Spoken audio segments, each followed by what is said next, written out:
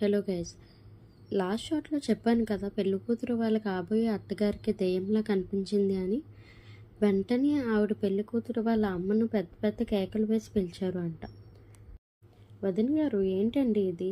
మంచి సంబంధం అని నా కొడుకు ఇష్టపడుతున్నాడని మీకు మా అబ్బాయిని ఇవ్వడానికి ఒప్పుకున్నాం, కానీ నీ కూతురు వాలకం చూసావా అని గట్టిగా అరుస్తుంది. వెంటనే పెళ్ళి ఆగిపోయింది అని అనౌన్స్ చేయించి మరుసటి రోజు పెళ్లి కూతురు వాళ్ళ అమ్మగారు కాల్ చేసి పిలిచారు పెళ్లి కొడుకుని, వాళ్ళ అమ్మ నాన్నల్ని. వాళ్ళు వచ్చారు. వాళ్ళందరినీ హాల్లో కూర్చోబెట్టారు. పెళ్లి కూతురు వాళ్ళ అమ్మగారు వాళ్ళందరి ముందు క్షమాపణ చెప్పి, కొన్ని రోజులుగా ఎందుకో తెలియదు ఉషా సరిగ్గా లేదు, అసలు వింత వింతగా ప్రవర్తిస్తుంది అని చెప్పారంట.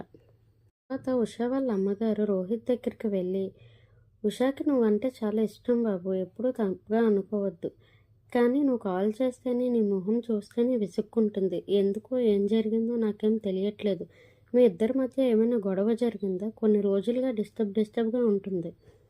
అప్పుడు రోహిత్ చెప్పాడంట, మా మధ్య ఏ గొడవలు జరగలేదు, ఇంకా చెప్పాలంటే 10 రోజుల ముందు వరకు చాలా బాగా మాట్లాడుకున్నాం, అసలు ఏమైందో నాకు అర్థం కావట్లేదు ఆంటీ, అమ్మగారికి అలా కనిపించింది అంటే నేనే నమ్మలేకపోతున్నాను ఆంటీ, ఇలా రోహిత్ అన్నాడు. ఇంతలోగా కిందకి ఉషా చాలా టైట్గా దిగింది, కానీ రోహిత్ని చూడగానే అసలు పరుగు ఆపకుండా పరిగెత్తుకుంటూ వచ్చి మెడ పట్టుకొని పైకి లేపిందంట.